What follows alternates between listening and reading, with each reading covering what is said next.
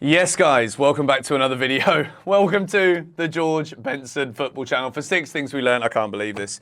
From Chelsea 0, Nottingham Forest 1. I don't know whether to laugh. I don't know whether to cry. I don't know whether to just swear, demonetize my video, whatever. I'm going to just tell you the very harsh truths right now about Chelsea. I'm going to tell you the immediate ragey reactionary ones. And then I'm going to give you my theory as to why, no matter who the manager is, who the players are, £1 billion spent or not, this is not going to change anytime soon because, quite frankly, this club, at the end of the transfer window, still does not have players available to us who can finish goals and put the ball into the back of the net. Before we do go into anything, I do want to ask you, if for whatever reason you enjoy yourself here, hit the like button, subscribe to GBFC. If you are new, I do this after every game. Check out my new channels, more GBFC and Shootout, link down below. But the fact of the matter is here, Nottingham Forest knew exactly what they were doing today. They came to Stamford Bridge knowing that they weren't going to have the most possession. They were going to lose 7-0 in the corner game, the corner battle of who gets the most. They're going to frustrate Chelsea by packing 11 players into their penalty area and making it difficult for Chelsea to create opportunities to score goals. Lo and behold, Chelsea create a couple of opportunities, but what do we do with them, you may ask me? Absolutely nothing. We, like this, just squished, beer can, dead. Absolutely dead. Chelsea today, we have shown that in terms of growth, there's no difference to last season with this performance. And as much as we can say, oh, it's a project, we've got to give it a bit of time. Yeah, we've brought in a load of young players. Well, maybe that could be the problem. When you're losing at home to Nottingham Forest at Stamford Bridge, bringing in 11, 21-year-olds, this is when that looks silly. Because there's no experience out there to turn the game on its head and do something a bit different. There was a period in my live stream where it was as if I was the Oracle. I was seeing the future and commentating it 8 seconds, 10 seconds in advance. We're going to have a corner. Put the ball in the box. It's going to get headed away to one of the 4 players that aren't in the box. And then we'll put the ball in again. And it'll get headed away again. How many years, months, do we need to spend watching Chelsea Football Club with the most boring, slow, build-up football in the Premier League? There is not a single team in the Premier League more boring to watch on the eye when it comes to build-up play than Chelsea Football Club when we are losing. When teams come to Stamford Bridge, they know that if they can frustrate Chelsea, pack out their box and take their one chance, or maybe 2 that they'll get, they will win. They will beat us. And it was the same under Tuchel, same under Potter, and also the same under Mauricio Pochettino. And that is where I need to begin the box system today on 6 things we learned. It is a massive red box for Mauricio Pochettino, who manages to put Chelsea in the bottom half of the table again, where we used to. Stick Forest in the top half. Well done, mate. But you're at home to Nottingham Forest. You can see, over the course of the games he played this season, that the 3 at the back isn't really working. Yeah, we beat Luton 3-0. Yeah, we scraped past Wimbledon. Yeah, we've had a good transfer window. And we're excited, and we can let some of the early results go. The draw against Liverpool, good result. But we're going to talk about that again in a second, because Liverpool, they can't come to Stamford Bridge and park the bus. They can't, because their fans are going to be frustrated with them. Forest can, Southampton can last year, all the other little clubs can. So Pochettino, did you watch Chelsea before you took over this job? Did you see how teams like Forest come to Stamford Bridge every single time and park the bus?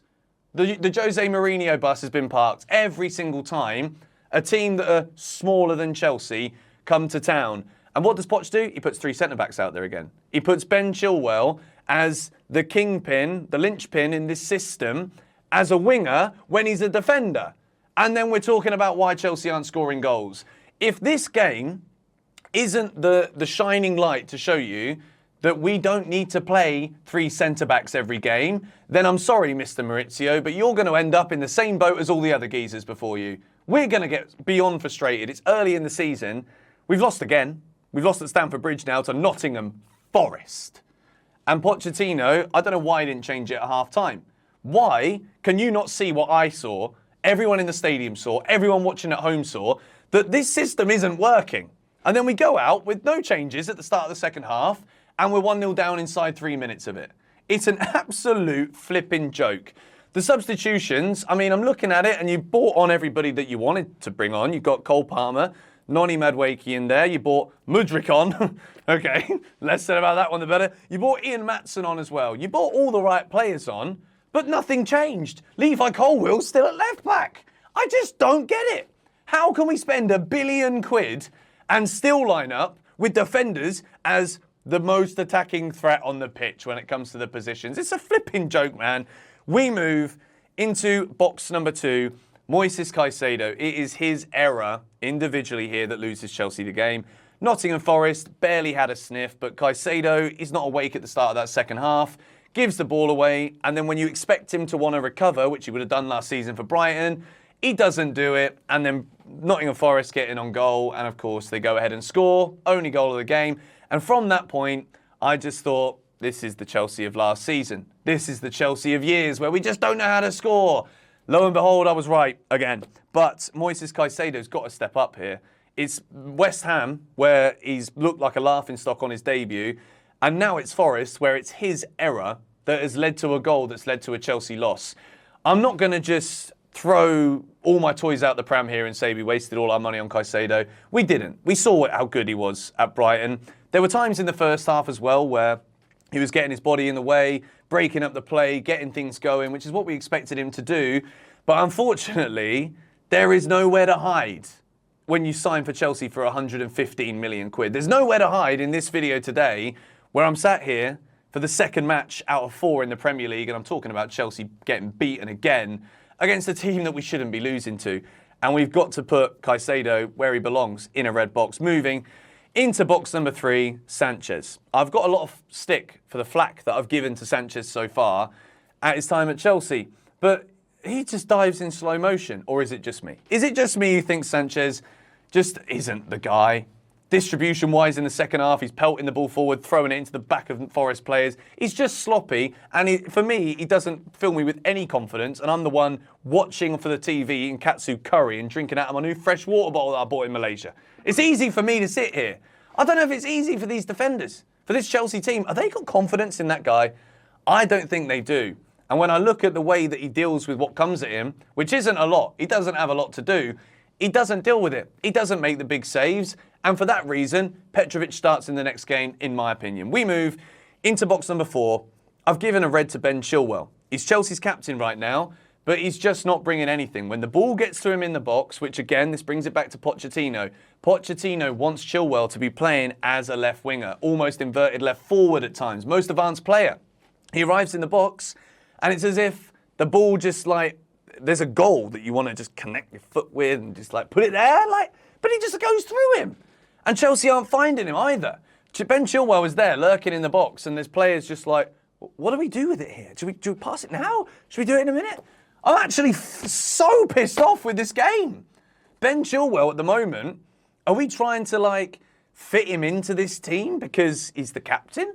And we can't lose James and Chilwell, the leaders in this very young Chelsea team. Can we not? I don't know. For me, Ian Maatsen needs to play the next game. I think Pochettino now, losing to West Ham, losing to Forest, you're in the bottom half of the table after 4 games and still other teams around us have to play. You've got to change a lot of stuff here because I'm not taking that game today. I'm not taking this result and performance without seeing serious changes to the system and the personnel that aren't in form. We move into Nicholas Jackson as a red. Nicholas Jackson today was Bambi on ice. Whenever the ball came anywhere near him, it's bouncing off of him. The runs, there's, again, the best parts about Jackson's game today were when he's playing in midfield, when he's getting the ball in the middle of the pitch and he's running forward with it. And I just don't understand with this guy how you're 3 yards out and you can somehow fall over before you shoot. It's are we actually watching grass but we're playing on ice? Is it that bad when Chelsea get in the final third that even the simplest of chances can't be converted? He's getting into good positions, but then the footwork is off.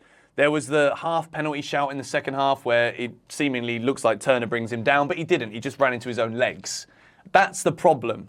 And I think with Nicholas Jackson, there's been so many positives so far about attitude, running, got his goal against Luton on Friday night last week. But then today, when push came to shove, Chelsea are desperate need for a goal at the end, and he misses an open goal from 3 yards. It is inexcusable. It's a disgrace. And he is box number 5. Box number 6, is a red box with the word reality in it. And the reality of the situation is Chelsea have spent £1 billion. We're not even exaggerating when we say it anymore. We spent £1 billion. Yet the biggest issue that has been plaguing our club for a couple of years, scoring goals, remains. We're no further forward. We don't look like we're further forward because we make the same monotonous movements over and over again. The facts that I mentioned earlier, which are facts in my opinion, the teams that come to us who don't expect to get anything from the game will sit and pack their box. This has been happening for years. Pochettino, pull your finger out and find a way to get these brilliant shiny toys of ours that cost £1 billion to be able to break these teams down, because this will happen again and again and again. Why do we look better at Stamford Bridge at home to Liverpool than we do Forest? Luton even at times last week. Because Liverpool come and try and play. And we'll happily go match to match with them because we've got good players. We've got good players, but when it comes to these teams that expect nothing from Stamford Bridge, they keep taking 3 points away, or scrappy draws at worst for them, because we don't know how to flipping score. And we've been beaten today. We've now got an international break. This is actually going to be the worst start to September imaginable for me, and I'm sure it is for you as well. I don't know why I've left the timer at the bottom left of this screen. It's because I just finished streaming, but that's just another thing to piss me off and annoy me. But anyway, subscribe to this channel if you do enjoy the content. And I hope you guys are as fuming as I am right now. I'd love to hear your thoughts in the comments down below. Check out more GBFC if you want to see me hanging out with my girlfriend in Malaysia, making cool little vlogs. Check out Shootout if you want to hear Eunice and I delve into this one even further in the next 48 hours. But yeah, see you in a bit. Come on, you Blues.